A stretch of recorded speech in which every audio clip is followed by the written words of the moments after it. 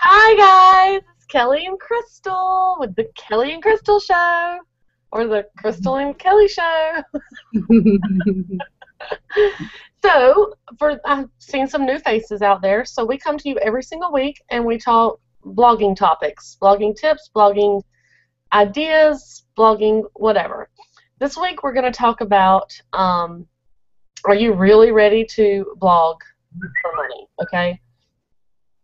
So that's our topic. So before we get into that, my mind is not here, so I'm just kind of all over the place. So before we get into that, let me give a quick introduction. So I'm Kelly. I blog at threeboysandaDog.com. I've been blogging since November 2006. I make a full-time income from my blog. I blog about homeschooling and homemaking tips for busy folks. And Crystal? Good morning, guys. It's Crystal VanTassel, Dallas mom blogger, and I blog at crystalandcup.com. And like Kelly said, every Tuesday at 10 a.m. Central Time, we come to you with a new free topic that's all about blogging. And you can follow our hashtag #LearnToBlog over on YouTube, over on Google+, and you can check out our website, learntoblog.hangouts.com. We have covered 70 topics now. So we are constantly trying to come to you guys with current relevant information that you're wanting to know more about. And so I said to Kelly the other day, I said, look, I really feel like, because there are so many people, especially now that we have our Learn to Blog Facebook community, there are so many people that come and that join this group, and they don't even know for sure if they're ready to start blogging. Or they just started a little blogspot blog, and they're just tinkering with it. And so I said, we really need to, Kelly and I both agreed, we really need to dive down and just at the very basic ground level see if people are even ready to do this, because there is so much that goes into blogging. And so that's part of those early layers, those basic layers, are what we're going to spend some time talking about today. So we're glad that you're here, and I'm excited to cover this topic. And I'm wearing a t-shirt today, and Kelly is mad at me. So, okay, all right, Kelly, let's dive in. Oh, you're muted. We can't hear you. How am I muted? All right, talk again now. You're not. Oh, because I was typing, it muted my microphone so y'all wouldn't hear it. Okay. Oh, I wanted to say real quick, can I say one thing? As we're going along, we'll be checking the event page for more, to see what your questions are and whatnot. But those of you, we have a lot of seasoned bloggers that join us each week for these Hangouts. So as a seasoned blogger, if you have input that you want to put in, your trials, what worked, what didn't, we want you to share that, and we will share that in turn with the recorded group. So share that information over on Facebook as we go along. We want your input as well, because many of you have some great advice to share too. All right, Kelly, go ahead. Okay, so first of all, you need to examine why you want to start a blog. That's your main thing. Why do you want to start a blog? Do you want to start a blog because you've seen where all these people are making 6 figures? Well, then you're in it for the wrong reason. If you've seen, where people say, oh, it's so easy, you just write a little bit and you make all this money, you're in it for the wrong reason. If you want to make a full-time income from your online world, then you're going to have to put in full-time work. Period.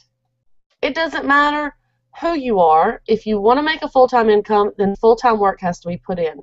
And before you can put in your full-time work and start getting your passive income, then there are a whole bunch of things that you need to put into the back of your mind, and you need to invest in your business. You can't start a company without a place to start it. So you have to have a building, whether you rent the building or you own the building. If you're going to sell something, even we quote-unquote sell information, if you're going to sell something, you have to have the money to start the business. Crystal, what do you think? Well, you're exactly right. I mean, there are so many people who come into this and they're like, can you really make money blogging? Somebody just asked over on Facebook or over on the event page, how can I make money with my education blog? Look at blogs like prekpages.com and blogs like Kids Activities blog. That's about educational stuff for kids. They're not teachers, but they are homeschool parents. Look at those kind of sites. People are making full-time incomes doing this, okay? Look at someone like Erin Chase from $5 Dinners, who has an exceptional site, who has oodles of cookbooks, who has also worked at educating bloggers and whatnot. Yes, people are making six figures doing this. People are making full-time incomes doing this, and people are making part-time incomes doing this. And there's people with amazing traffic that have never thought to monetize their blog that aren't making a penny just because they haven't gone there yet. It is possible, it is happening, and it is real. Blogging is not just a hobby thing or my wife sitting on the computer all day kind of thing. But it's where do you want to take it? What do you want to do with it?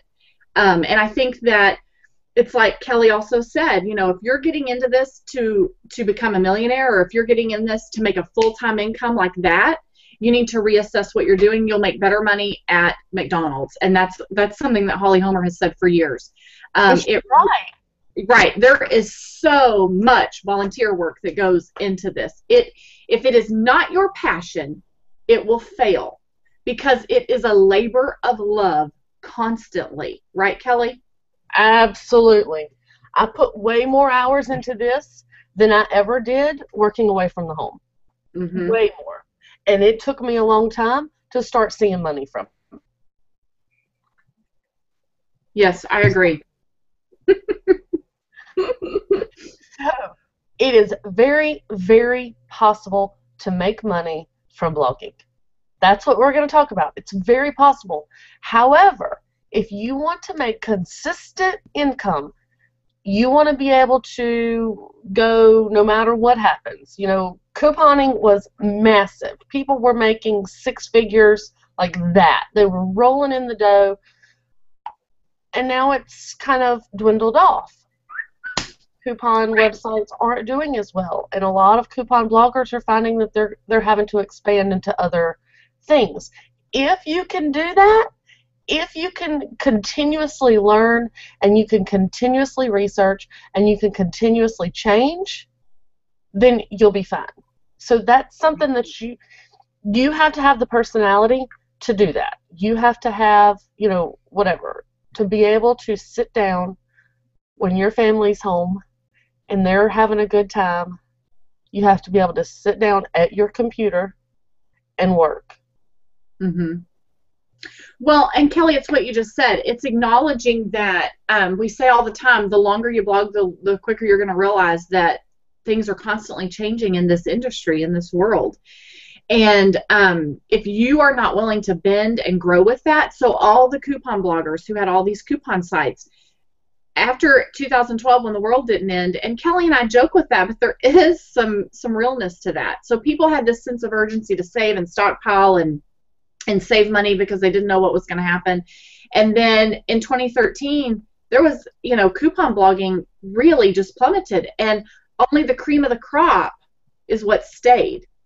And so everyone had to realize that they needed some evergreen content, because that's what Pinterest wants. That's what Facebook wants.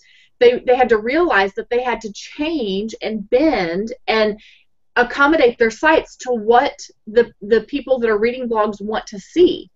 And so that's a very prime example of one niche of blogging that's already been forever changed.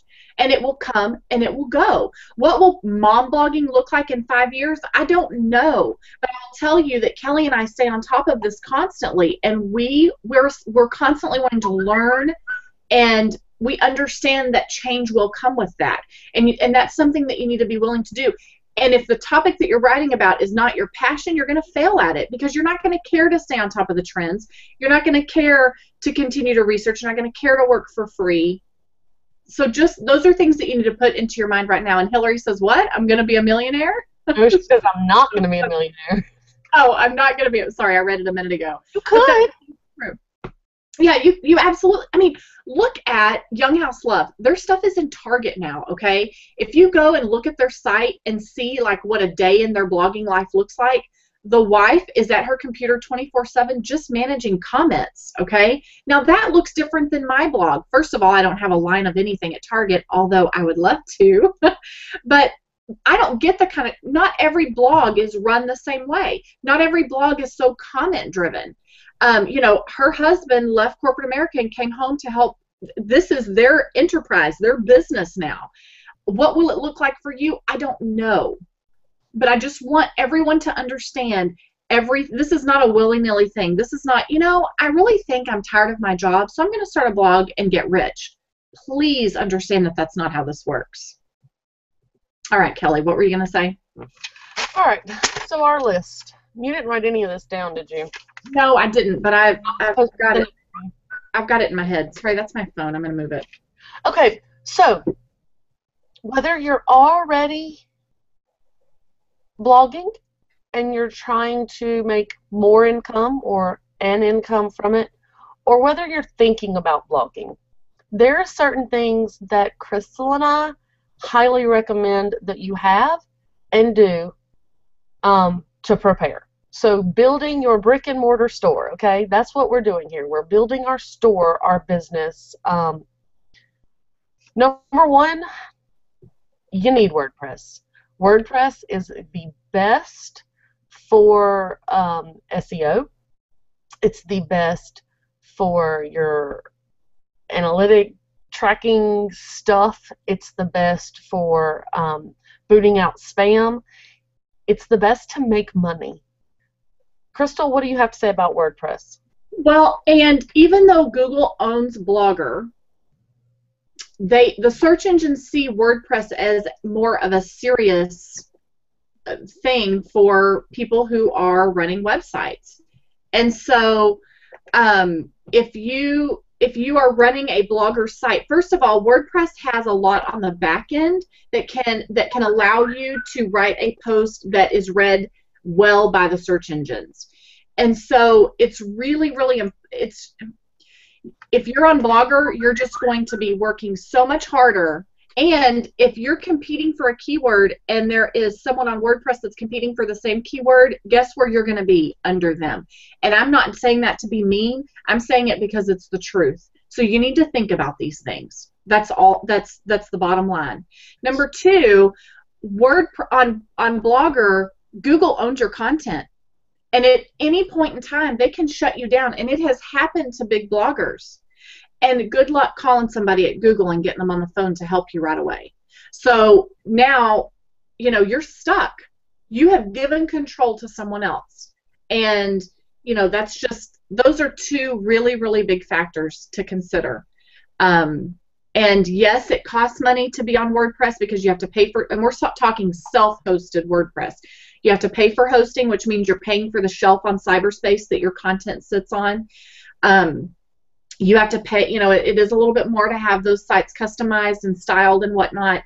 But, you know, it's the difference in driving a Kia and a Cadillac. That's all. I mean, really, just consider, yes, you can blog on Blogger. Yes, you can drive a Kia. But if you're looking for some, you know, it's like, what are your goals here? Is your goal longevity? Is your goal I don't like that, because Kias are pretty good vehicles, so I don't like that. I don't like that analogy. Well, I mean, we sell air conditioning, and, you know, or my husband sells air conditioning, and you can take a product that is, yes, it's going to give you air. Is it going to work for past 5 years? Is it going to, you know what I mean? Those are, it's quality to me.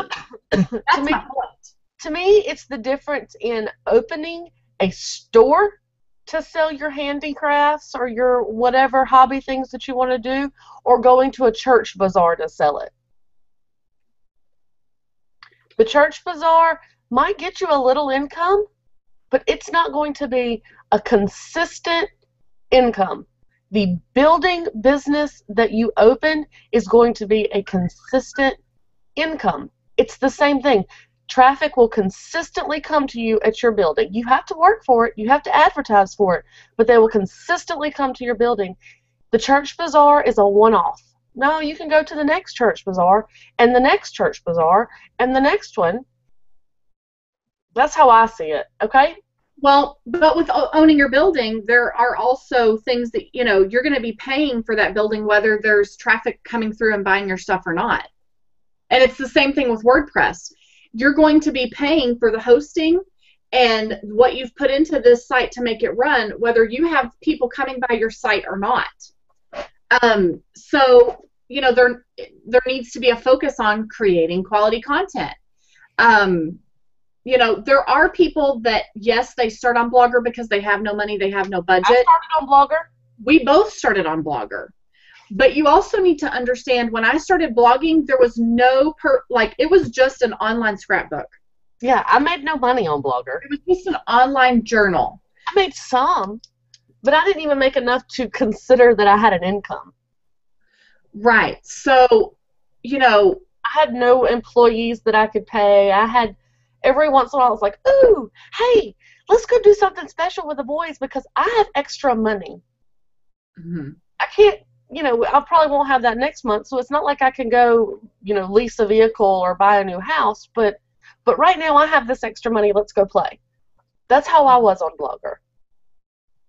Well, and also you have to consider that once you're ready to move from WordPress to Blogger, you're going to have to pay someone to do that, or you're going to have to get savvy enough and do enough research to do it yourself. Then you're going to break something, and then you're going to have to pull someone in to fix what you broke and to do the move, and it's a mess. So those are things that you need to think about. Yes, you can start on Blogger and eventually move over to WordPress, but you're going to spend more money and spend more time doing that. End of story. And while you're on Blogger, you're not going to, it's going to be hard to rank for the things that you want to rank for. So to even write for the search engines, you know, you're just making it harder on yourself, really. Can you do it? Yes. Is it a vehicle that will get your content out there to people? Yes. What will the PR companies see and think whenever they see your content and they see that it's on Blogger? I don't know, because there is that advantage when you're on a WordPress site and it looks like a website, and to a brand that's wanting to partner with you, it shows that you're invested in what you're doing and that you see this as a professional, professional thing that you're putting together. So that's something else to consider with the differences in WordPress and Blogger. Don't you agree, Kelly? Hillary says evolution. Think big and be open. I've been doing this since 2005, but only for the last 3 years as my career. Mitzi says, I think for me that's been the most difficult, what Kelli Miller said about putting in the work. It's hard. And family and friends don't always view what I do as a profession, so I must work even harder and keep my schedule regardless of how others view it. And that's so true. So true. Michelle says, Kelly and Crystal, can you tell me, as a mom of young children in this season, should I keep blogging at a part-time income vision? Well, what are you, is that your goal is to make a part-time income, or you're currently making a part-time income and should you continue to work towards that? That would be my question. Heather says, new house, new home. I moved to WordPress in April. Yes, it was a huge learning curve, but so very worth it. Mm-hmm. And it is a learning curve. And y'all have heard me say 100 times that I'm a crayons and paper kind of girl, and I am. And I moved to WordPress, I guess it's been about 4 years ago. And it's not like you're not going to break it just trying to figure out how to do blog posts. Now, if you go in and mess with your CSS file, that's a totally different story. But, you know, it is, if I can learn it, anyone can learn it. And you've got your tribes and your groups and your friends. You've got the Learn to Blog group that can help you when you're like, I can't figure out how to do this. There are people out there that will help you, especially in the communities that Kelly and I have built, because we were so alone when we first started. And we want to be here to help people, and we want a group that feels the same way and wants to help others as well. Michelle says, making it a goal to make a part-time income. There are tons and tons of people who have little kids who are blogging from home and making a part-time income. But it's, what can you handle? What are you willing to do? Are you writing about your passion? And are you willing to put the work in to do it? I suggest, y'all hear me say this all the time, you either need to get up early or stay up late. And you can hammer out, 5 hours worth of work in 3 hours that's dedicated, or 2.5 hours that's dedicated without distractions of husbands or kids. So, getting up a little early, staying up a little late, can totally help with that. And that is your dedicated work time. What, don't you agree, Kelly? What do you think? Yeah, for years when I first started blogging, I didn't watch TV. I did not watch TV. My sister-in-law would pick on me continuously because I had no idea what was going on in the entertainment world or the sports world or anything of that nature. She would say names. She would say, "Have you seen the such and such case?" And I had no clue what she was talking about. That TV time, that time when other people were sitting there watching TV in the evenings after supper and baths and bed and all that, I was in front of my computer and I was working, and the stuff that she was asking me about had nothing to do with my niche, so I wasn't writing about that.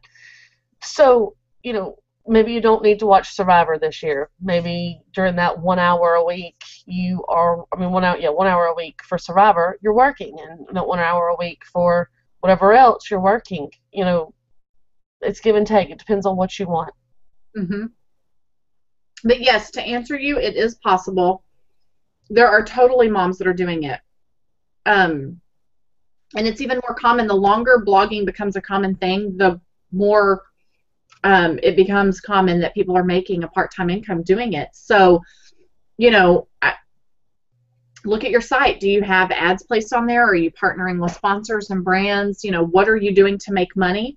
That's the first place to start. And, are you on WordPress? What are the things that you have lined up? How are you deliberately working to do that would be the next thing I would look at. Go ahead, Kelly. Yes. Okay. So back to with WordPress comes hosting. We don't mean the free WordPress.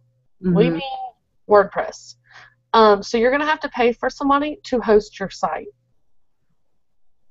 There are options. They're free. There are cheap options. Mm-hmm. What are you reading? A comment.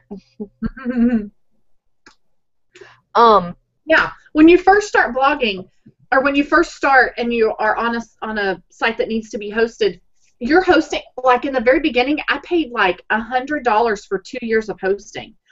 But what happens is eventually you outgrow that and you need to move on to something else. So then I moved to something. Go ahead, Kelly. And I was going to say, and it's hard. Mm-hmm. So right. Honestly, I highly suggest you do your research. And if you have plans to be somebody on the internet, if you have plans to make 100 or have 100,000 unique visitors a month plus, I suggest you don't start somewhere that you're just going to have to leave. I suggest you find a company that you are in love with, a personal company, a company that you can grow with, because it's a pain to move hosting companies and your site goes down. And when you get to the point where you're making a little bit of money for your site from your site, you don't want it down for even 15 minutes.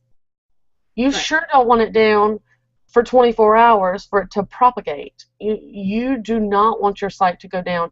So I highly suggest you research GoDaddy, Bluehost, what's the other ones that are like that? Let me interject and say, you do not want your site hosted where you buy your URL. They're great at selling URLs. GoDaddy's a phenomenal place to buy a URL from. You don't want to host there. Initially, I was on DreamHost, and they were great until I started getting good traffic. And as soon as something would go viral, my site would go down. They would throttle me, which means they would prevent me from having more than whatever that amount of traffic was that they could handle.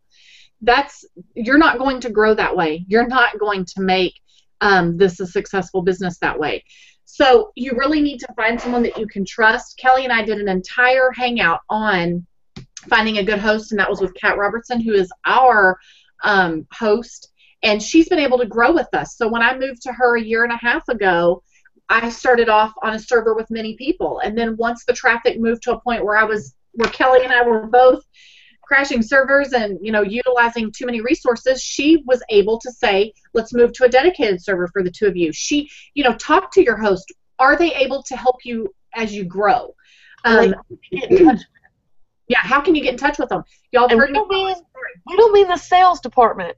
Right. Because it's very easy to get in touch with sales departments because they want you to buy. We need technical support. Can you easily get in touch with technical support, and are they actually helpful?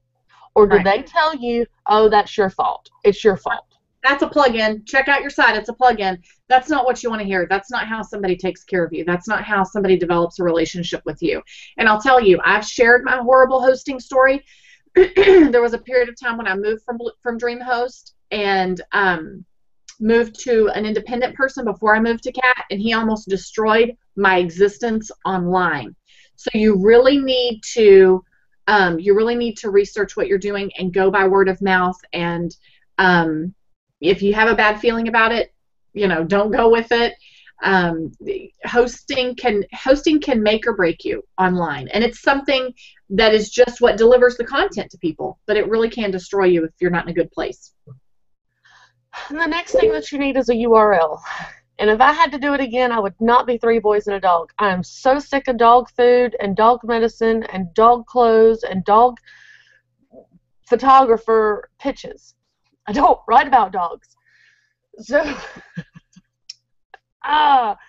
so check, run through your URL ideas. Really plan and make sure that your URL, your www. reflects what your blog is going to be about and has room to grow and change. Okay, mine, I can grow and change as much as I want to with 3 boys and a dog, but it makes no sense with what I write about. It's actually mom of 3 people, but that's too long, so just that's an idea. And if you have to go with the .org, or if you have to go with a .biz or a whatever, then you need to rethink your URL because somebody is already getting traffic for that name. Right. If you can't get the .com in the thing that you want, then you need to rethink it. That's true. That is so true. Somebody else is already getting traffic for it. So true. But also, it confuses the reader because they can't remember, was it .net, .org, and you just don't want to go there. And it's what Kelly just said. You already have competition. Your URL needs to reflect your brand. It needs to be what sticks in people's head and reflects your brand. And if your URL can be part of what your main keyword is that you're talking about, that is even better. That's going to help you even more if as long as you know that that's what you're going to stick to. So that's something else to think about as well. But .blogspot.com, you just need to buy your URL. It's a $10 investment. And if you cannot do that, then the companies that are the big companies that are looking to partner with bloggers, they are less likely to take you serious because you've not even invested in yourself. So why should they invest in you? Because in a year from now, is that content even still going to be on the internet? Because you have nothing invested to say that it will be there. That's how I feel. And that's how I've heard many companies convey the message as well. So that's just certainly something to think about. Go ahead, Kelly. All right, I was going to read some of these comments that are coming in. Maureen says, blogging for just under 2 years on WordPress. Had not given much thought about earning money at this point, but it is my long-term plan. I had an email request from a legitimate company asking for my advertising rates, and I'm not sure how to proceed. Should I decline at this point till I have a media kit ready and have done more research on what I should charge? Honestly, how much do you want to make for it? If you write a post or if you put an ad on your site, think about how much money you want to make for that site, for that, and how much money you would pay for that on a site. That's a good starting point, and then you need to set up a passive income type thing because you can, like AdSense or Media.net or Legit or any of those, because then you could go into the analytics of that and you can see exactly how much a spot is worth on your site, and then moving forward you'll know what to charge. I wouldn't wait on a media kit. I'd respond right away. What's the worst that can happen? Because you're not making income yet. Right now you're not making income. So when you respond to them, if they say no, nothing has changed. You haven't lost anything. If they say yes, you've made $30, $40.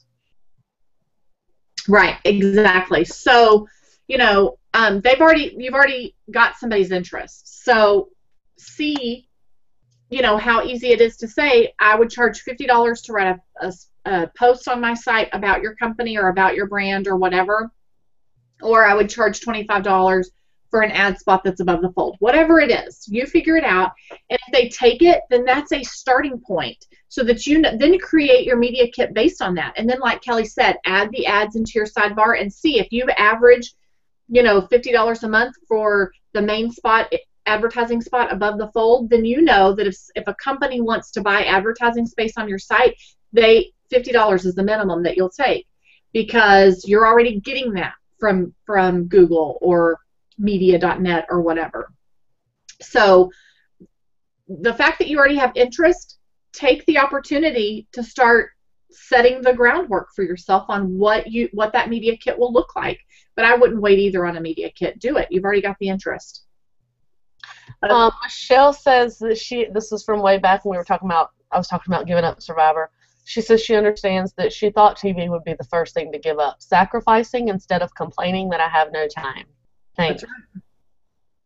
That's right. Shelly says that she has her computer in the family room, so when everyone else is watching TV, she can listen to the show and work on her blog, and it works very well for her family. It doesn't work well for me. I can't concentrate on writing and concentrate on listening, so that's just me. It doesn't work for me. Well, and that's what I do. I have my desk is set up in our dining room, which our dining room, living room, kitchen are a circular open concept kind of thing. So I know everything that's going on. If my kids are at the kitchen table doing schoolwork, if they're in the living room watching Disney Channel, if they're in their bedroom doing something, I'm in the center of the house. I used to have an office, and all you know what would break loose whenever I was tucked away in a room. So different seasons of life, you know, what works. Right. Yeah, it's definitely different seasons of life. Mine used to be in my living room as well. It was very difficult for me to concentrate throughout the day, but early morning, late at night, I could work pretty easily. My husband was right there with me because he was watching TV, and it worked. But my kids are older now. I have a 14-year-old, a 12-year-old, and an almost 8-year-old. I don't have 2 kids, 3 kids, whatever, in diapers running around anymore that need my constant attention. My kids can cook supper. You know, I'm at a different point in my life, so it's easier for me to tuck away from their loud boy yells and be able to work than to have to sit right there on top of them. So, you know, yep. You have to think about what works for you and try different things.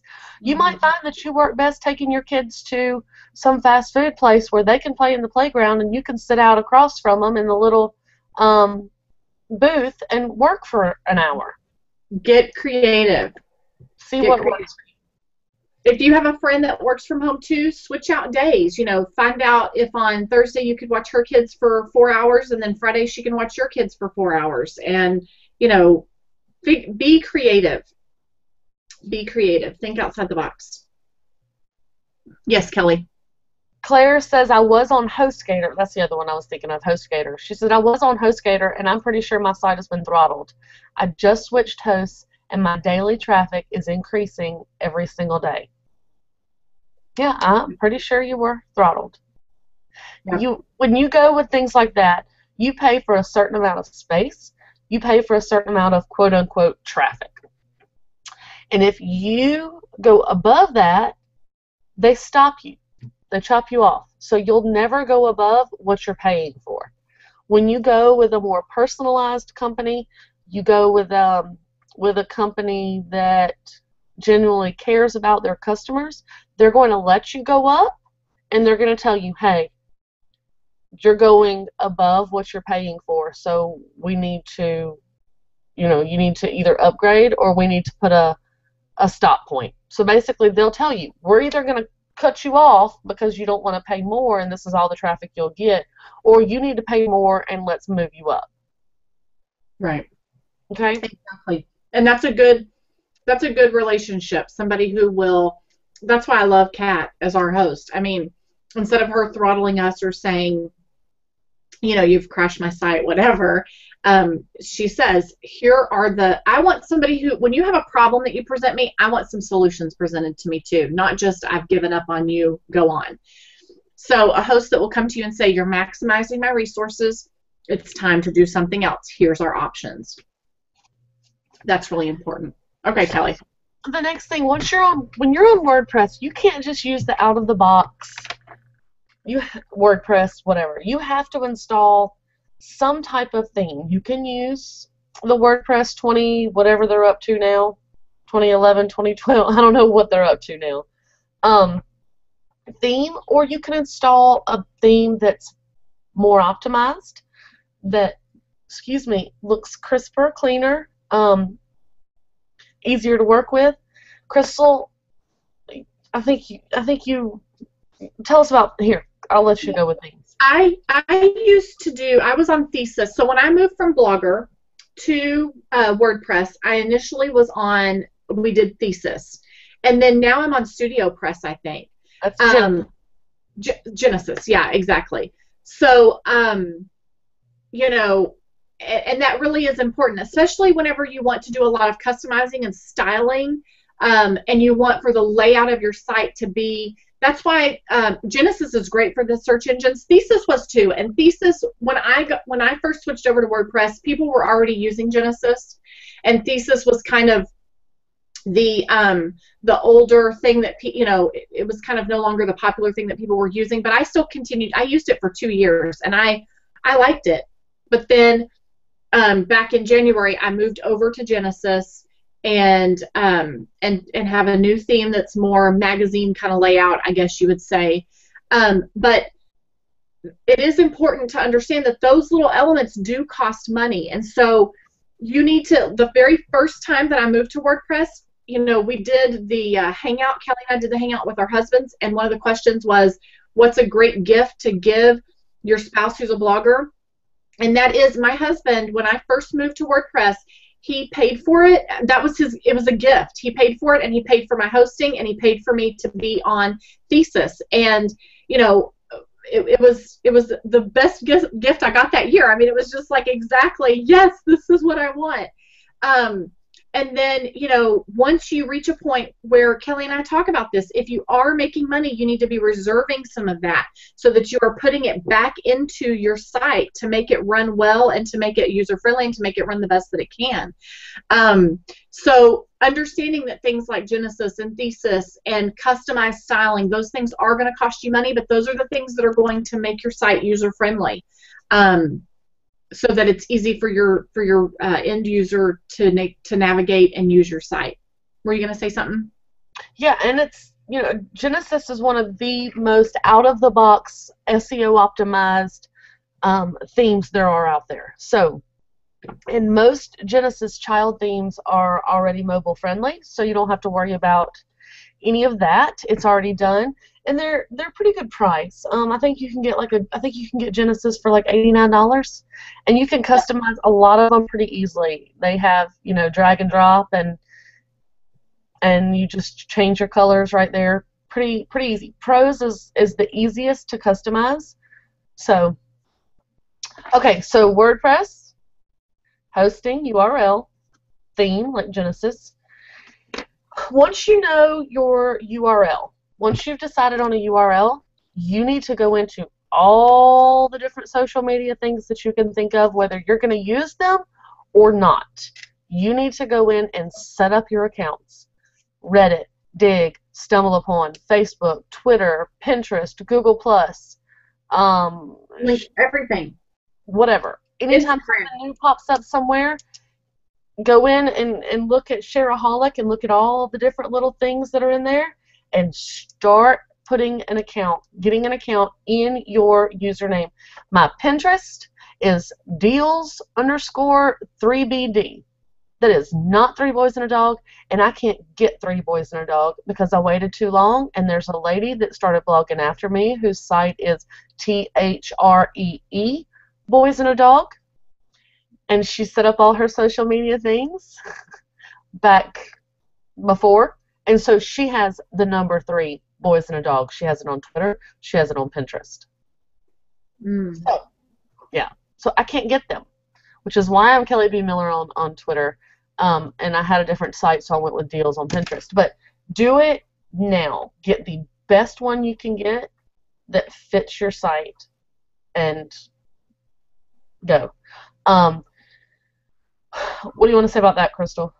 Well, so when you're figuring out what your brand is going to be, you're not only checking for that URL, but you're checking to make sure that no one else is using it on social media. And that's exactly right. And, you know, just like Vine is new, or, I mean, Vine's been around for a while, but you need to be, even though maybe you're not using Vine, you need to get out there and get that profile for your brand. Go ahead and get it and secure it so that you have it, because you don't want someone else. I discovered a year and a half ago that somebody else had created another Crystal and Comp, but it's not exactly the same. They've manipulated the letters a little bit, but that's frustrating.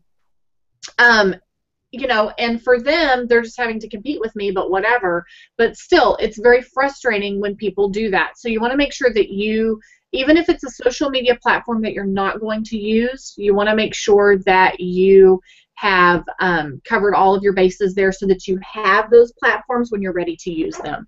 Because you do not want someone else, you don't want to confuse people, and you don't want someone else promoting themselves as you, and you don't want for people to accidentally go to the other site thinking that they're coming to you. Okay, Kelly, go ahead. Mitzi says, I love Genesis because it gives enough of a base that makes it so easy to add a little code here and there on my own, even though I'm not code savvy. Absolutely. And if you add the Genesis Simple Hooks plugin, it's even easier. Shelly says she uses Genesis with Dynamic Website Builder. That's what I use. My site is dynamic, and I built it like 98% on my own. I had some issues here or there that I had to get Kat to help me with, but it was pretty much all on my own. I did hire somebody to make my logo and my icon, but we're fixing to get into that. So, yeah, Dynamic is super easy. She said it has so many options to do your own design, but it's still user-friendly for those who are just starting out. It even has a built-in CSS builder, which has allowed me to do so much without having to hire a designer. So true. And you can, with it, there's like when you're looking at your website, not at your dashboard, but at your website, there's a little button if you're logged in, and you can click that, and it brings up your builder, what she's talking about, and it'll highlight. So say I want to change the background where my logo is, but I don't know what that thing is called, so I can click it, and it tells me, and it pulls up the code, and it's very, very simple. All right, but it costs, but it's very, very simple. Susan, very smart. She says she looked up all the social media sites to see if the URL was available before paying for the actual URL. Some of the URLs I really wanted were open as a URL but already taken on Facebook, Twitter, etc. Not as happy with the URL I ended up with, but at least it's very close to the same on all social media. Yep. That's exactly what you should do. Cindy says she's not even sure what some of those are. No one ever mentions Reddit or Dig. True. But no one ever mentioned Pinterest either. So you need to have your account so that, you know, in 5 years when Reddit just takes off like ridiculously, you're ready and your account is there and you can go. Right. Tumblr. I even have a Tumblr account in Three Boys and a Dog, and I don't use it. I think I automatically publish my posts, like my feed to it, but I don't use it at all. I don't know anything about it. So find them all and register in your name. So that's social media. So the logo. Your logo is probably one of the most important things that you need. You need to decide what you want people to recognize you. You know the little logo game that you can play on Android or iPhone? You recognize them. You know Coco Chanel's thing. You know McDonald's Golden Arches. You know Nike's check mark. You know Domino's little blue domino sign. Pizza Hut's little house roof thing. So you need to decide what reflects your brand, and you need to get it designed. My husband actually designed mine, and then I hired somebody to digitize it. He hand drew it for me. I knew what I wanted. I wanted a pencil because it's homeschooling, and I wanted something boyish because it's boys, and I wanted it fun and whatever. So he designed mine, and my Y is actually a slingshot. And so that's my icon. That's my check mark. That's my M. My entire logo is the Three Boys and a Dog with the pencil and the whole thing. But my icon is my slingshot. And people know it. People see it up in their little tabs, and they know they're on Three Boys and a Dog. It's becoming recognized, even though it's not quite a year old since I branded with that. But decide on what fits you and start that. Some logos can be very expensive. I've seen them $300, $400, $500. Research until you find somebody that can do what you want for cheaper. Make sure you get your logo in full color. Make sure you get your logo in solid black, because it's easy to change colors for pictures or whatever in solid black. And make sure you get your logo in solid white. Crystal, what do you have to say? Yeah. Whenever I started, whenever I very first started blogging on Blogger, and I had my very first site designed then, and it was super cheap. I mean, super cheap to have a site designed on Blogger. It was just very scrapbook looking. And it just gave it a cover, it gave it art, and it's cute. It was so cute. I loved your little header. It told the story of it was a mom sitting down with, a mop bucket and laundry piled up, and these were little vector images, and then each of my kids had their own image, and it was super cute, but it was very, a sign of the times for blogging then. And then when I moved over to WordPress, I just wanted something whimsical, because, I didn't feel like I needed a picture of what a mommy resource, mommy solution looked like. Was that a house? Was that a tree that was growing? What was that? What does mommy resource and solution look like? Because that's what my site is all about. So we just kind of went with a whimsical feel. And even though I've had it redesigned since we initially created it, that Crystal & Co, it will always be the same font, and it will always have those little bubbles and circles. And that is what you see when you're on my Twitter. That's what you see when you're on my Facebook. That's what you see when you're on my Instagram, whatever it is. That's what you see here at the bottom of my name, the Crystal & Co with the little circles and stuff. That's just, so I've kind of taken that and made it my brand. But you could also do something like go on Fiverr and pay very cheap for somebody to create you, a logo. Is it going to take longer to get it? Yes. Is there more of a process to get it? Yes. But if that's your budget, okay. If that's what you need to do, then that's what you need to do. So, but like Kelly said, you can reach out to some of the biggest designers and pay $200 to have it done, or whatever it is. Do what works for you, but it is very important that before you launch this blog, that your brand is represented when your site loads, within all of your social media, within your URL. All of that needs to speak your brand, because that is how you get your stuff. That is how you resonate with people, and how you become you become a site that's remembered by people. So memorable, not rememberable. But you know what I mean. Yeah. So that is how you effectively market yourself. So that is something to think about. So see, it's always interesting to me whenever I meet with people or talk to people about blogging, and they think that blogging is just sitting down and writing up some stuff and sending it out there, and then magically it goes viral and you get this traffic, and somehow you may make a couple of pennies off of it or something. But there really is so much more that goes into blogging. It is not just about writing a little bit of content and getting it out there. And that's my biggest message to people, because people think, they've heard of a friend of a friend of a friend's daughter who's making some money blogging, so they want to do it too, and they want to quit their job and come home and blog. There is so much deliberate work that goes into this. It's not accidental. And it truly is work. And if it's not your passion, you're going to fail. Go ahead, Kelly.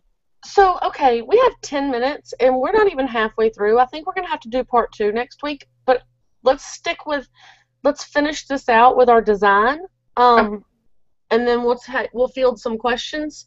Okay, so with your design, you don't have to go spend $5,000 to have this, perfect website.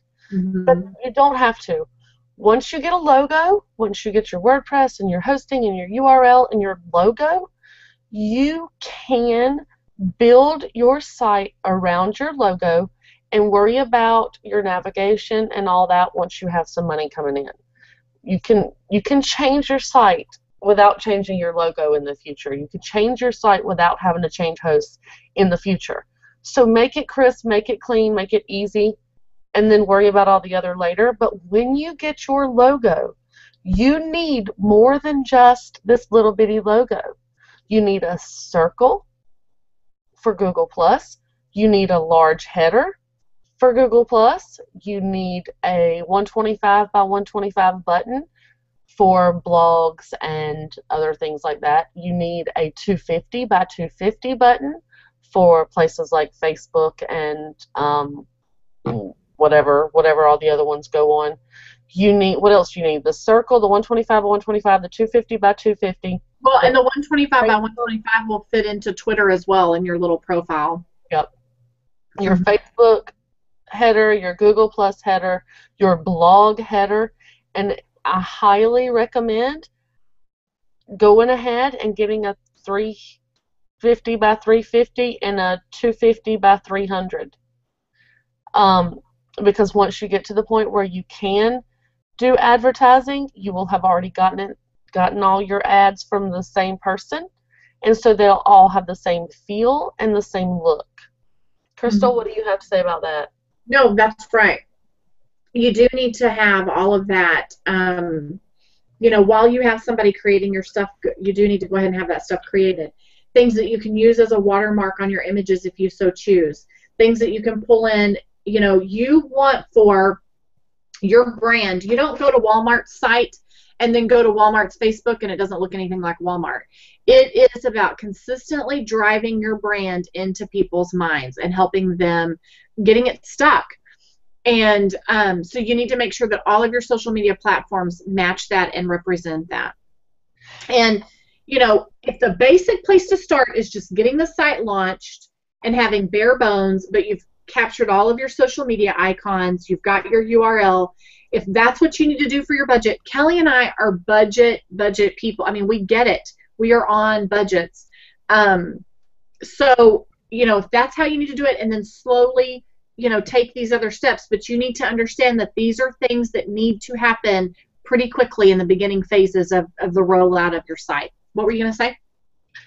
Yeah, I was just gonna talk a little bit more about branding since we have a few more minutes. Okay. Whoever you are is who you need to remain. You can't have a site that's all, puppies and rainbows and then go on to Twitter and start blasting somebody. That's not your brand. That's not who you are.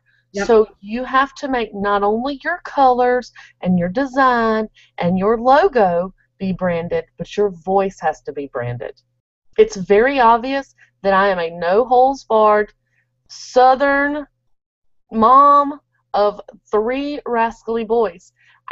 I'm the same across the board. I'm going to tell you like it is, and I'm going to take my shirt off and give it to the person that needs it. That's who I am. That's how I brand myself. I don't drink, cuss, swear, gamble. I don't brand myself like that. I do drink occasionally, and I do have that occasionally.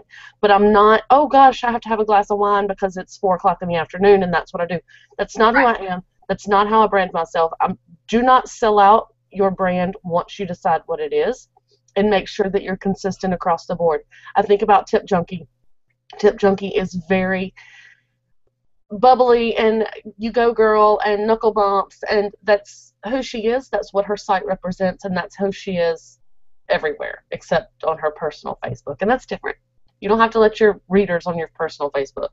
Right. So you won't see her on Twitter, being the total polar opposite of what she brands herself as, because that's just going to throw people off, and they're going to be like, wait a minute, who is this person? And so really it's going to be hard if you brand yourself as someone that you're not, which then goes back to it not being your passion, which then goes back to you're going to fail. So whatever you dive into for blogging, it needs to be something that you could, this is what I tell people, could you write about this topic for free for the rest of your life? Because that very well could be what happens. Well, not only that, could you write, period, for free for the rest of your life?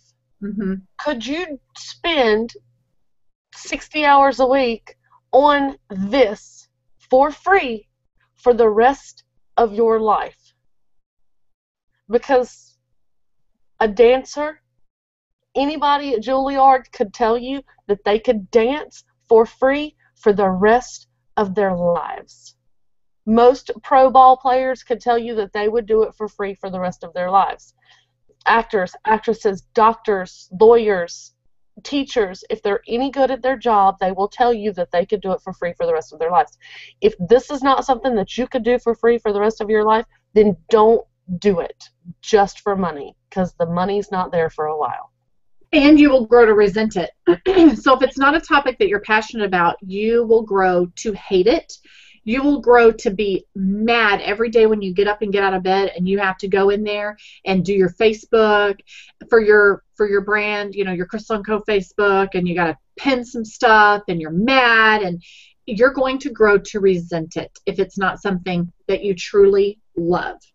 So you really, really need to give a lot of thought to this before you just say, hey, I'm going to quit my job and come home and be a blogger because my friend's mom's brother's dog makes money doing it.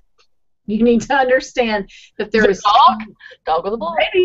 Hey, dog with a blog. Yep. There is so much that goes into this, and you just need to understand that you are really committed. It's like a marriage. Mm-hmm. Well, and in a lot of ways, I have heard so many bloggers say, my site is like another kid. So when their site is down and they can't fix it, they're freaked out because you are invested. You are invested in this in the way that you're invested in other things in your life. And you have birthed it. You have created it. You have, you've been there through the very, very infancy to the viral stage. And so when it crashes and it's gone and, you don't know if you're going to get it back, that's devastating. You're invested. Somebody said something the other day, and I don't remember where I saw it. It might have even been on TV. Where did I see it? Somebody was talking about blogging and that they wanted to blog, and that they blogged, but that they're not a writer. What? How can you blog if you don't consider yourself a writer? I was having a conversation with my 12-year-old the other day because he doesn't eat, sleep, live, and breathe dance, but he swears that it's his passion. And I was telling him, if it's your passion, then everything that you do, everything, I mean, he's 12, so obviously it's not going to be like that, but it will in the future. Everything you do will revolve around that. Everything. The books you read, the magazines that you subscribe to, the choices that you make in movies, the choices that you make in your, fun date activities, it will all revolve around dance. It's what you do. It's what you love. Words are my passion. It's what I do. It's what I love. I've had a journal since I could write. I've been reading since my mom read to me in her stomach. It's what I do, and I could not survive if I couldn't do it. I love what Hillary said. She said, I make a dream list. Then I prioritize based on money and time. I keep the simple stuff simple, my priorities, my colors, my focus. I try to keep that consistent across all channels. That's very, very good.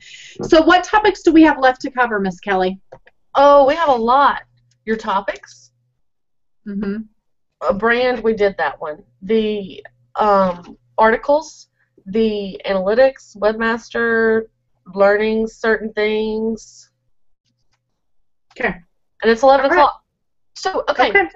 So we didn't quite get to, we did a little bit. We covered money, but we'll get to it a little bit more. Next week, same time, same place, we're going to talk some more about blogging, and if you're really ready to do it as a business, and if all the stuff that we've talked about scares you, then maybe you need to research something else that you would love to do. What is it that you love to do? What do you always choose? There's another way to make money by blogging, and that is by making money from somebody who has a successful blog.